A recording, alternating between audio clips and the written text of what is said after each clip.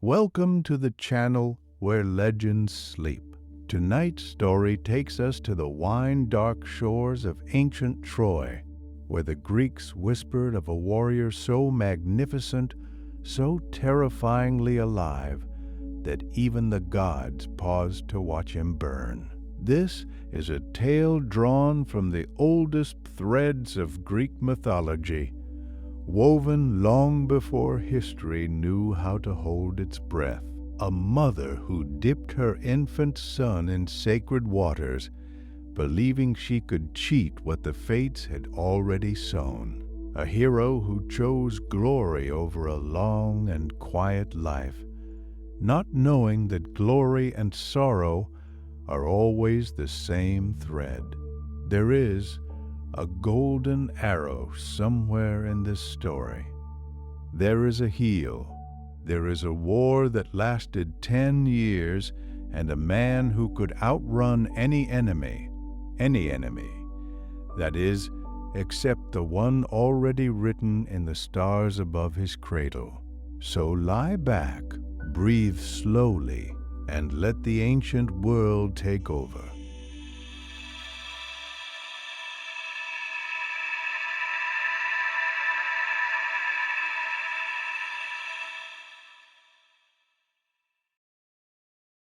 There is a story older than the walls of Troy, older than the ships that sailed to break them. It begins not on a battlefield, but at the edge of the sea, where the water meets the world in that soft, uncertain place where neither land nor ocean quite claims the shore as its own. Settle into that sound for a moment.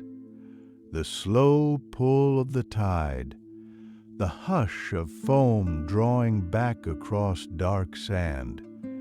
This is where our story begins. The sea nymph Thetis was not like other daughters of the deep. She moved through the waters of the Aegean with a grace that the waves themselves seemed to imitate. And even the gods, those restless, careless beings on their high mountain, had looked upon her with longing. Zeus himself had once considered her for a bride, but there was a prophecy wound around Thetis like seaweed around a stone, quiet and persistent. The oracles whispered it, and even Zeus listened when oracles whispered. They said that any son born of Thetis would surpass his father in greatness. And so the gods, in their wisdom and their fear, turned away from her. They gave her instead to a mortal man. His name was Peleus, a king of Thessaly, broad-shouldered and earnest, with the kind of steady courage that does not burn bright, but does not go out either. He was not a god. He would grow old and gray and die as all mortals do. But he was chosen for Thetis, and Thetis, whatever she felt at first, came to love him. Their wedding was said to be the most magnificent gathering the world had ever known. Gods descended from Olympus bearing gifts. The centaurs brought wine in great earthen jars. The sea itself lay calm and silver that day, as though even it wished to celebrate. All of this is true, but also true is what came next. For a goddess named Eris, whose nature was discord, arrived uninvited and set a golden apple among the guests. On it were carved 3 words, for the fairest. What followed from that apple would eventually shake the world. But that is another story, and it belongs to another night. For now, stay with Thetis and Peleus.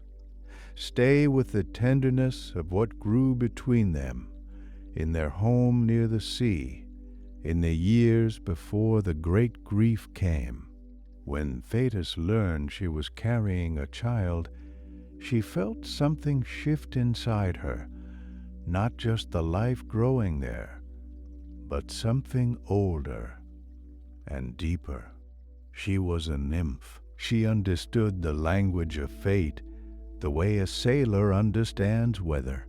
She could feel it changing, and what she felt told her that this child would be magnificent and brief, like a bright flame in an open wind.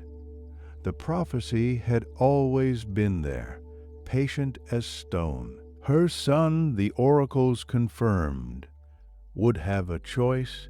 He could live a long and quiet life, unknown to legend, his name fading like smoke. Or he could choose glory, blazing terrible, eternal glory, and die young. The kind of young that leaves a mother hollowed out. She held the knowledge of this the way you might hold something very cold in your hands, carefully, unable to put it down.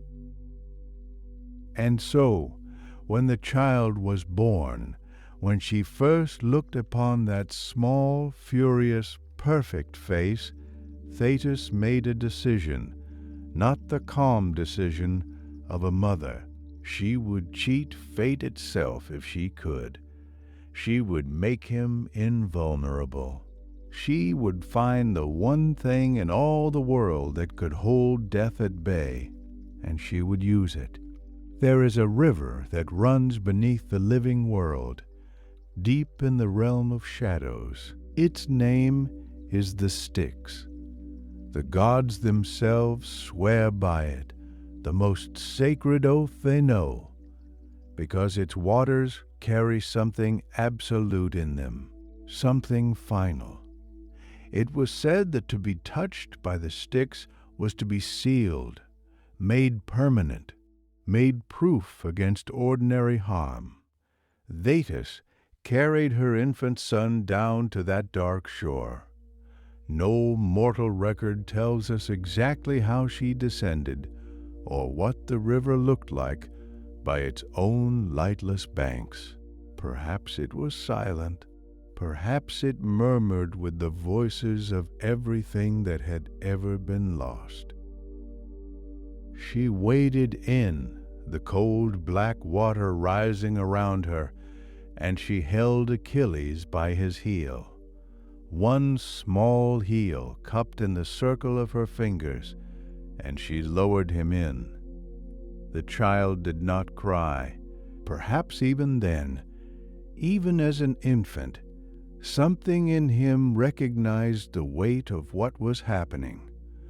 Or perhaps the cold was simply too enormous for tears. She lifted him back into the air. She held him against her chest.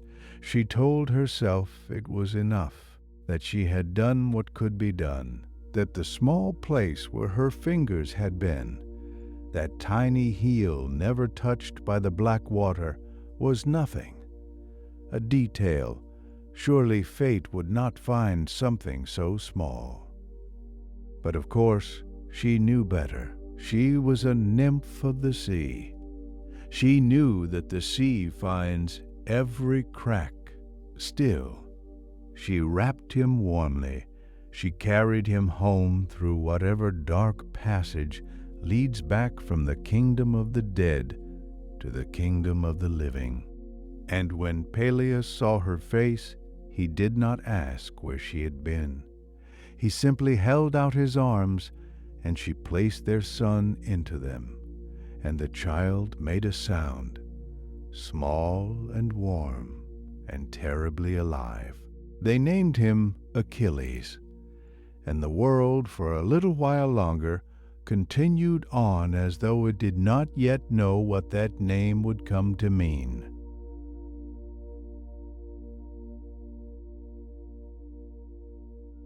The years moved gently over the slopes of Mount Pelion, the way seasons do when you are young and the world still feels infinite. It was here, in the green shadows of that ancient mountain that Achilles grew, not in a palace with polished floors and servants who spoke in careful voices, not beside a king's hearth, surrounded by the soft machinery of power. He grew in the wild, open air, beneath the wide canopy of oak and pine, in the care of the strangest and perhaps the wisest teacher the world has ever known. Chiron was a centaur, half man, half horse. But to call him that and stop there would be to miss the point entirely. The other centaurs were creatures of appetite, loud, rough-edged, quick to reach for the wine jug and quicker still to quarrel. Chiron was something else altogether. He moved through the mountain forests as though he had grown from them, his dark eyes full of a patience that only centuries can teach. He knew the names of every herb and root and bitter flower that ever pushed through stone. He knew the paths of stars. He knew how a wound should be cleaned, and how a melody should be resolved, and how a young body should be trained, not broken, not hardened into something brittle, but shaped the way a river shapes stone, steadily, over time, with a kind of loving insistence. Into these hands Peleus had placed his son, and so each morning came golden and unhurried to that mountainside. Achilles rose with the light, and Chiron was already there, waiting by the tree line or crouched at the stream's edge, always occupied with something, always ready to teach. Some mornings they ran. Chiron would set a pace that seemed easy at first, moving through the trees with that fluid four-legged stride, and Achilles would follow, his bare feet finding the roots and the stones, his lungs learning what effort truly felt like. Gradually, season by season, the boy grew faster. Not just fast for a child, fast in some deeper way, as though speed were a language his body had always spoken and was only now learning to articulate clearly. Other mornings were quieter. They would sit together on a flat stretch of rock above the valley, and Chiron would take down the old lyre, worn smooth at the edges from years of handling, and show the boy where to place his fingers. Music, Chiron told him, was not decoration. It was not something you did after the real work was finished. It was itself a form of knowing, a way of listening to the world and answering it honestly. Achilles was not a natural musician in the way some children are, quick and effortless. He learned it the slow way, note by note, with a seriousness that sat a little strangely on such a young face. But he learned it fully. When he finally played a melody through from beginning to end, without stumbling, Chiron simply nodded, and that nod meant more to the boy than any louder praise might have.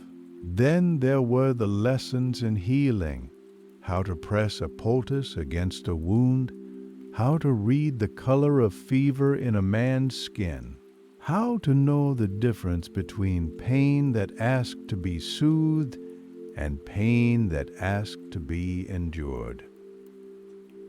Life and death lived side by side on those slopes, and Chiron taught the boy to stand comfortably between them. Through all of it, something was quietly accumulating in Achilles.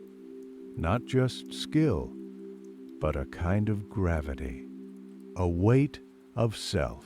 He was not yet the warrior the world would later speak of in hushed, and awed voices.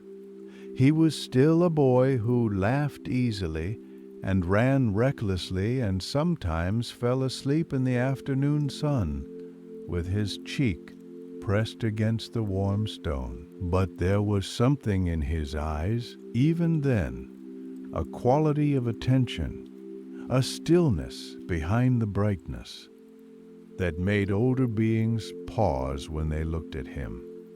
Chiron saw it. He always had. He never spoke of it directly, but sometimes, watching the boy sprint across an open field or bend over a wound with careful hands, the old centaur's expression would shift into something that was not quite sadness and not quite pride, but held a little of both. He knew the prophecy. He had always known. And so the years passed on, Pelion, warm and full, like the slow turning of honey from a spoon. But the world beyond the mountain did not stand still. Far across the water, in a city with high walls and ancient towers, the long machinery of fate was already in motion. A war was gathering. Ships were being promised, oaths were being called in, and every king with a fast ship and an ambitious heart was sharpening his sword and looking east toward Troy. The Greeks needed their greatest warrior. The prophecy was clear, or clear enough. Troy would not fall without Achilles. Thetis, who had always known this day would come, felt it approaching the way a tide feels the pull of the moon, helpless and furious at her helplessness. She moved quickly. Before the Greek messengers could reach her son, she gathered him from the mountain and carried him, wrapped in hurried love and desperate invention, to the island of Skyros. There, at the court of King Lycomedes, she made a strange and tender bargain. Her son would live among the king's daughters. Dressed as one of them, his name changed, his identity folded into the soft fabric of women's daily life, safe, hidden, invisible to the war that was hunting for him. And so Achilles, who had raced deer through mountain forests and played music in the open air, found himself in a different kind of world entirely. He wore soft robes. He learned to sit still at the loom. He moved through the palace corridors with the measured grace of someone performing a part they had been carefully rehearsed in. The king's daughters were kind to him, curious about this strange, quiet girl who had come to live among them. With her sun-darkened arms and her odd silences and the way she sometimes stood at the window looking out at the sea, as though listening for something.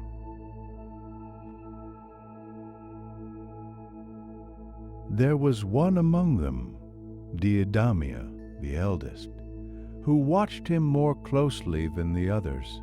She saw the way he held himself when he thought no one was looking. She noticed how his eyes moved differently when a ship appeared on the horizon. She was not fooled, not really, and perhaps she did not want to be. In the gentle privacy of that island life, something quiet and real grew between them. The warmth of proximity, the intimacy of shared hours, the way two people who are both pretending to be something they are not can sometimes find their way to honesty with each other. Deidameia loved him, and Achilles, for a time, allowed himself to be loved, allowed himself to be simply present, simply young in that drowsy island light. But even there, on that small and peaceful shore, the world was drawing closer. The Greeks were searching. They needed him. The prophecy pressed like a thumb against the soft membrane of the future, and somewhere, not very far away now, a clever man named Odysseus was already devising the trick that would find the warrior hidden among the maidens and set the whole terrible, glorious story back into motion. For now, though, just for this last golden moment, Achilles sat in the island courtyard with the sound of the sea behind him and the sun warm on his face, and he was still only himself, still only young, still only at the beginning of everything. The ships came for him, as ships always do for those who are meant to be found. Odysseus arrived on Skyros with a merchant's easy smile and a chest full of gifts, silks and jewels, and tucked beneath them a single sword. It was the sword, of course, that gave Achilles away. While the maidens of the court reached for the bright and beautiful things, one pair of hands went straight for the blade. Odysseus watched with quiet satisfaction and said nothing for a long moment. Then he said simply, "The Greeks are sailing for Troy, and we need you." Achilles did not hesitate. Not truly. Whatever Thetis had hoped, whatever disguise she had wound around him like a second skin, the boy who had trained on the cold slopes of Mount Pelion with a sword in his hand and the wind at his back had never been made for courtyard silence. He stood up from among the maidens, and he was suddenly unmistakably himself. And so the last golden moment passed, the way golden moments always do, quietly, without ceremony, and the long war began. The Greek fleet was vast. 1,000 ships, or so the stories say, assembled at the harbor of Aulis, under skies that could not decide between promise and threat. Achilles sailed among them as one warrior among many, and yet somehow already apart, already the one that eyes moved toward, already the figure that drew both admiration and a certain animal unease. He was 17 or thereabouts, and he moved like something the world had not quite seen before, like weather, like the first note of a storm still far out at sea. The crossing was long. The shores of Troy rose eventually like a dark line on the horizon, and the Greeks drew their ships onto the beach at the mouth of the Scamander River, where the salt wind blew in off the water and the walls of the great city shimmered in the distance. Troy, ancient and gold-walled and proud. It had stood for generations, and it intended to stand for generations more. In the years that followed, and it was years, for Troy did not fall easily, Achilles was the flame at the heart of the Greek war effort. He swept through the Trojan forces like a tide that could not be turned, and the ground he crossed seemed to remember him after he had gone, as though the earth itself was trying to hold the impression of his passing. City after city that had allied itself with Troy fell to his raids along the Anatolian coast. 12 by sea, 11 by land. The names of those places drift through the old stories like leaves on moving water. Lesbos, Phthia, Lyrnessus, Pedasus, each one a testament to the fury and precision that Chiron had so carefully shaped. His companion Patroclus moved through it all beside him. Where Achilles burned, Patroclus was steady. Where Achilles blazed forward, Patroclus was the quieter presence at his shoulder, the one who remembered to eat, the one who spoke kindly to the frightened, the one whose warmth made the coldness of war a fraction more bearable. They had been inseparable since boyhood, two very different natures, orbiting each other the way a bright star and a gentler one sometimes do, each making the other more itself. For a time the war had its rhythms, and Achilles moved within them like a man who has found the work he was made for. Then came Chryseis. She was a priest's daughter taken as a prize during one of the raids, and she fell to Agamemnon, king of kings, commander of the Greek forces. A heavy man with a heavy crown and a way of wearing his authority that reminded those around him it was never truly comfortable to serve under him. When her father Chryseis came to the Greek camp with gold and supplication to beg her return, Agamemnon sent him away without her and without kindness. Chryseis was a priest of Apollo. That was the detail that mattered. What followed moved through the camp like a slow and invisible fire. Men sickened, then more men, then horses. The pyres burned on the beach for 9 long days, their smoke curling up into skies that seemed to grow heavier and more indifferent with each passing dawn. Apollo, it was understood, was displeased. The Greeks gathered in assembly, and the truth was spoken plainly by the prophet Calchas. The girl must be returned. The god demanded it. Agamemnon raged. He was a man who did not receive demands well, and this one came dressed in the language of divine obligation, which made it worse. He agreed, eventually, grudgingly, with all the grace of a stone being dragged from its resting place. But he announced that if he was to give up his prize, he would take another in her place.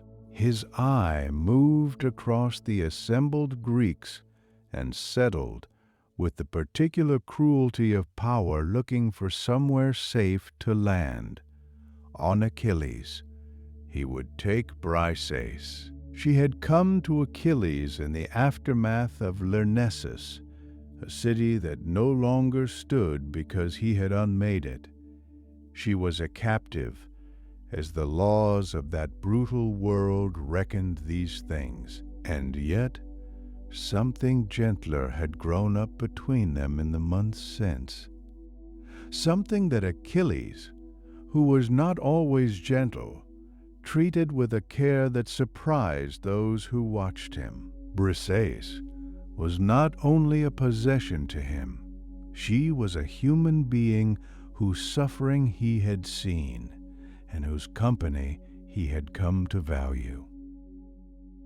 When Agamemnon's heralds arrived at his tent, Achilles stood very still for a long moment, the kind of stillness that precedes something large. He let them take her, because to fight Agamemnon in that moment would have meant cutting down fellow Greeks with the war still unwon around them, and even in his fury he understood what that would cost. But something shifted in him as Briseis walked away across the sand.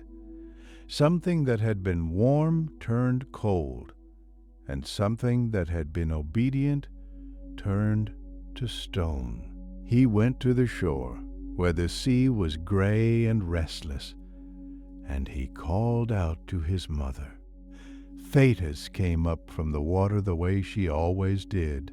Slowly, the surface breaking around her without noise, her presence more like a change in the light than an arrival. She held her son while he told her what had been done, and the grief in her was the particular kind that belongs to mothers who have always known the shape of the wound before it came. She stroked his hair. She listened. He asked her to do something for him, to go to Zeus, who owed her a favor from an older story, and ask that the Greeks be made to suffer in his absence, that Agamemnon be made to feel with absolute clarity what he had thrown away. Thetis went. Zeus agreed, with the slow reluctance of a god who knows he is setting something in motion that will not stop easily. And Achilles withdrew to his tent. The days that followed were strange and heavy. Without him, the Greek lines began to buckle. Hector, greatest of the Trojan princes, moved through the battlefield with new confidence. A formidable man, fierce and honorable in equal measure, who had spent years fighting in the long shadow Achilles cast, and now found, suddenly, that the shadow was gone. The Trojans pushed the Greeks back toward their ships. Men who had fought well for years began to falter. The walls of Troy seemed further away than they ever had. Inside his tent, Achilles sat with Patroclus and played his silver lyre, or stared at the walls of the enclosure where the sea wind moved the fabric in slow, restless waves. He was not idle from cowardice. No one who knew him could have believed that. He was idle from a wound to something deeper than his body. His honor had been stripped from him in front of the whole army, and honor was the currency by which a man like Achilles understood his own existence. Without it, what was the glory worth? What were the years of training and sacrifice and the living out of his short, bright fate? He had chosen this war over a long life. He had walked into it with his eyes open, knowing what the prophecy had promised him. And this was how he was valued. Patroclus watched him with quiet concern and said little. He knew, perhaps better than anyone, that Achilles was not entirely wrong, that the injustice had been real, and that the king had behaved badly. But Patroclus also looked out through the tent entrance at the distant smoke and the struggling Greek lines, and something in him grew restless with a sorrow that had nothing to do with pride. The war went on without its greatest warrior. The Greeks bled for it. The weight of what was coming gathered itself in the salt air above the windy plain, patient and enormous, the way a wave gathers itself far out at sea before it finally arrives at the shore. For now, though, Achilles sat in his silence, and the lyre was still, and the fire in the tent burned low.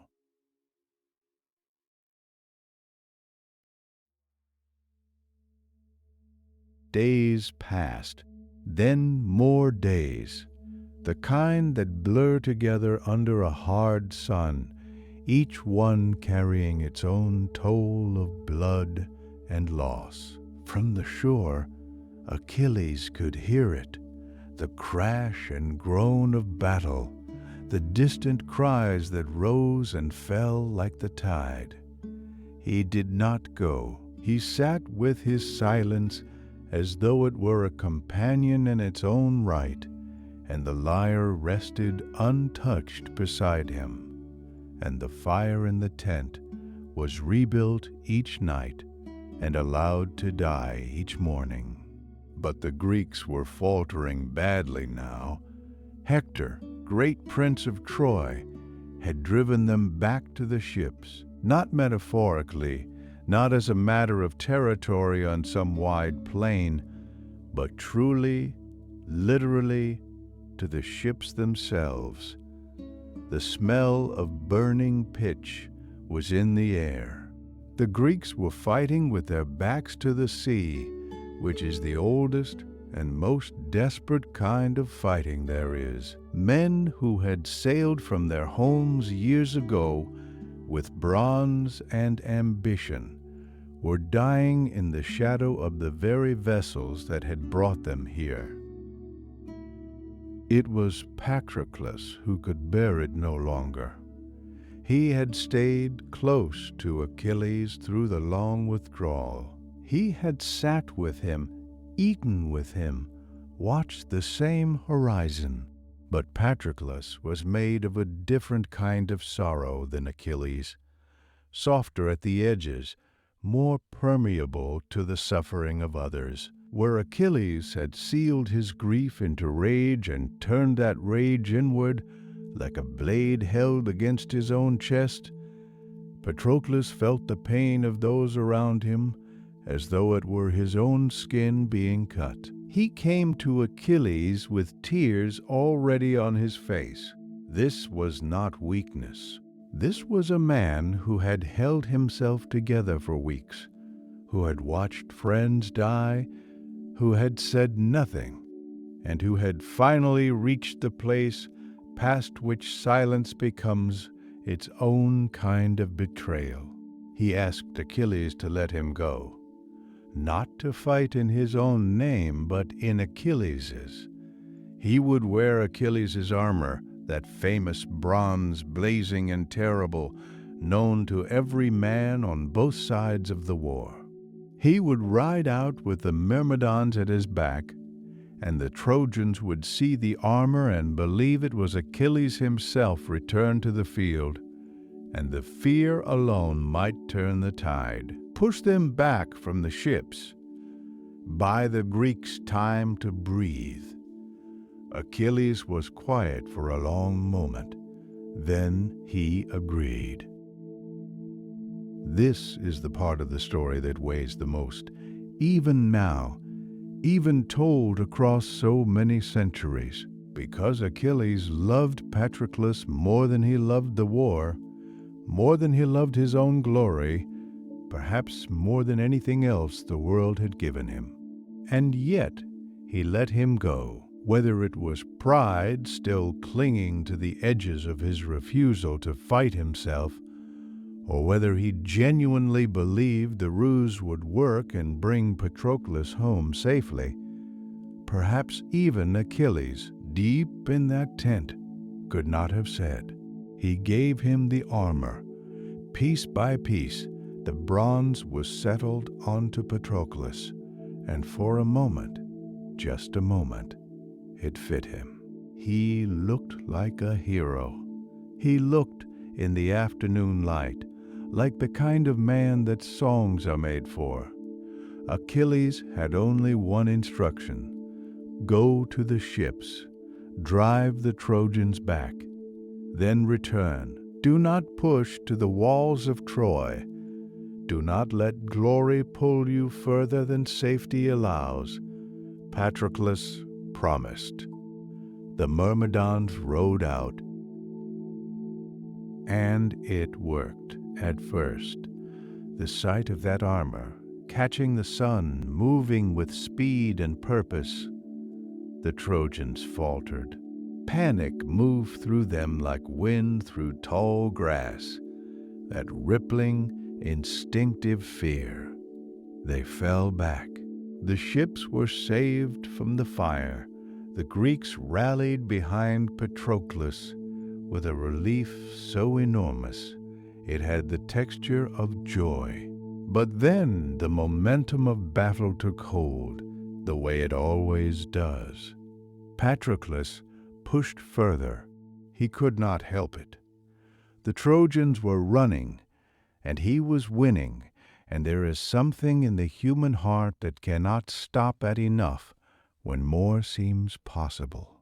He drove them back across the plain, all the way toward the high walls of the city, the walls that had held for 9 years and that Achilles himself had never breached. That was where Apollo found him. The god struck him first, a blow from behind, invisible, the kind that leaves a man suddenly unsteady, uncertain of his own limbs. Patroclus's helmet was knocked from his head and rolled across the dusty ground. His spear shattered. The armor, Achilles' armor, came loose at the fastenings, as though the bronze itself was abandoning him. And then Euphorbus struck him with a spear. A lesser man, a mortal wound. Patroclus staggered. Hector came last. The two men faced each other in the long shadow of Troy's walls, and Patroclus was already dying, already losing the thread of himself. Hector was magnificent and terrible, and he did what warriors in this story are always doing. He finished what another man had begun. His spear found its mark, and Patroclus fell. But even falling, he spoke, "There is something remarkable in this, that a dying man thought clearly enough to deliver a prophecy." He told Hector that death had not come from Hector's hands alone, that the gods had undone him, and that Hector's own death was already decided, already waiting on the plain with Achilles' name on its lips. Then Patroclus was still. The news moved fast, the way terrible news always moves, as though the air itself cannot wait to carry it. It reached Achilles on the shore. Another grief in this story might be described in images: a man weeping, a man pacing, a man reaching for something to hold. But what happened to Achilles when he heard that Patroclus was dead was not quite like that. It was larger and quieter at the same time. It was the sound a world makes when something at its center is removed. He fell to the ground. He poured ash and dust over his head, over that gold hair that the poets would always remember. He wept in the way that strong men weep when they have forgotten they are not supposed to, without shame, without stopping, from somewhere below pride and below anger and below everything. Thetis heard him. She rose from the sea, his mother, the silver-footed nymph who had known from the beginning what this life would cost. She came to him on the shore and held him, and he told her what had happened, and she wept too. She had always known a loss like this was part of the price. Knowing did not make it lighter. He told her he was going back to the war. She did not argue. She knew that the grief had changed shape inside him, had turned from the hot, proud rage of a man whose honor was wounded into something older and colder and far more dangerous. He was not going back to win. He was not going back to prove anything to Agamemnon or to Troy or to the watching gods. He was going back because Patroclus was dead, and because the man who had killed him was still alive, and because there was nothing left in the world that mattered more than that. Thetis told him she would bring him new armor, forged by Hephaestus himself, the divine smith, fire-made and immortal. She asked only one night. Achilles gave it to her. So the night settled over the Greek camp, heavy and close, and fires burned along the shore, And somewhere out on the plain the Trojans celebrated what they believed was Achilles' death, for they had stripped the armor from Patroclus and dressed their victory in bronze. They did not know what morning was bringing. In his tent, Achilles sat with the body of Patroclus and did not sleep. He stayed there through all the long hours of the dark, keeping the oldest kind of vigil, a man holding the space beside someone who could no longer hold it themselves. The grief moved through him like a slow river, and he let it. There was nowhere else to go. The lyre remained untouched. It would not be played again for a very long time. And the wave that had been gathering itself far out at sea, patient, enormous, inevitable, was finally, at last, arriving at the shore.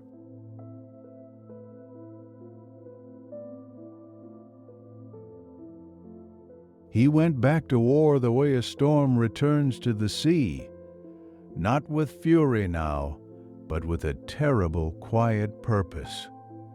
The grief had not left him. It had simply become something else, something harder and cleaner, like iron cooled in still water. The Trojans felt his return before they saw it. Word moved through their ranks like a cold wind through wheat, and men who had stood their ground for 9 long years found their feet suddenly uncertain. Achilles moved across the plains of Troy, and the earth seemed to remember him. The dust rising around his steps, the light catching the edges of his new forged armor, the gift of the god Hephaestus, blazing like a second sun. Hector he had already taken. That story belonged to Act 4's Long Shadow. The chase, the meeting beneath the walls, the spear and the silence after. What remained now was the slow unwinding, the days after vengeance when a man must reckon with what he has become. And Achilles reckoned. He moved through those days with the distant look of someone already half elsewhere, as though some part of him had followed Patroclus into the dark and had not entirely returned. He was still magnificent, still feared, but those who watched him closely, his myrmidons, old Phoenix, the quiet eyes of Odysseus, could see that something had shifted. The fire that had burned so wildly in him for so long was settling now like a great hearth at the end of a long evening, glowing deep and low. He knew what was coming.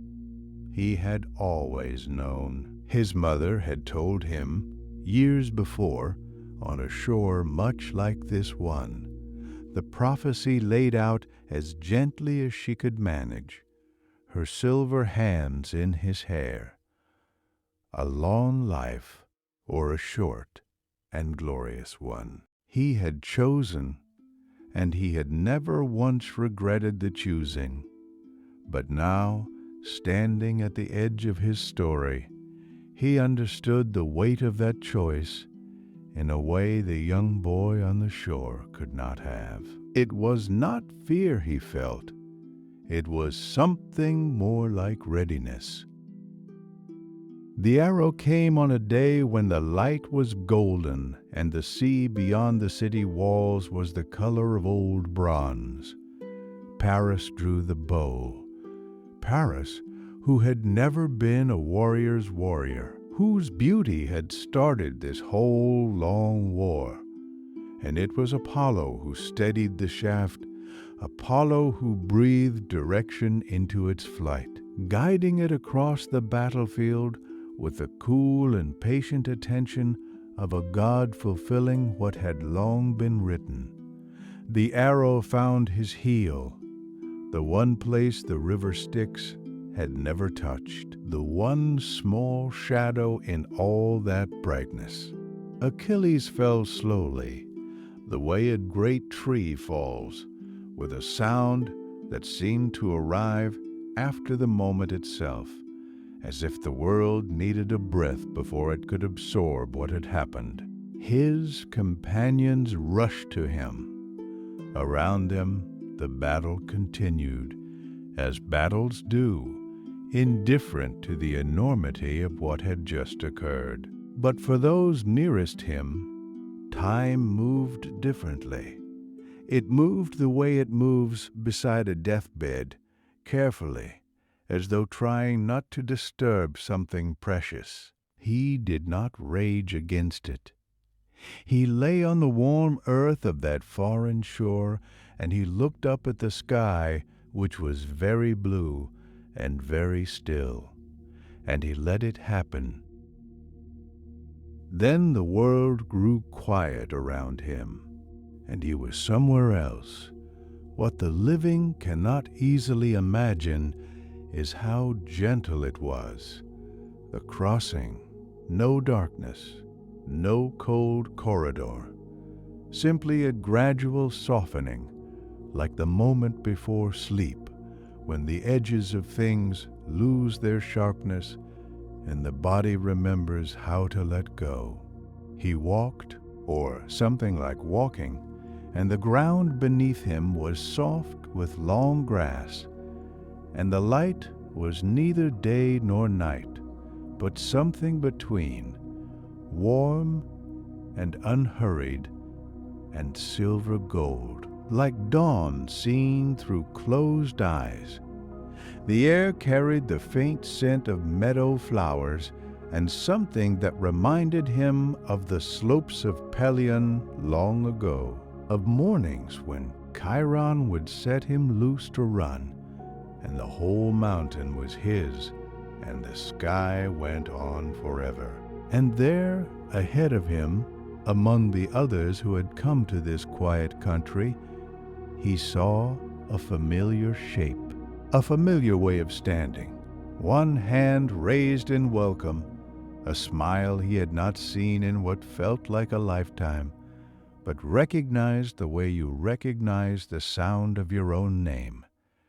Patroclus. He did not run. He simply walked forward steadily, and the distance between them closed in the unhurried way of all things in that place. Here, in the Elysian fields, the great hero set down his armor for the last time. He set down his spear and his shield and the bright, terrible weight of his own legend. He set down the rage and the grief and the glory, all of it, gently, the way you set down a lamp when you finally reach home. The grass was soft.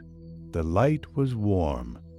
Somewhere nearby, water moved over smooth stones in a sound like the oldest music. Achilles, son of Thetis, child of fire and sea, the greatest of the Greeks, sat down at last in the long quiet and rested,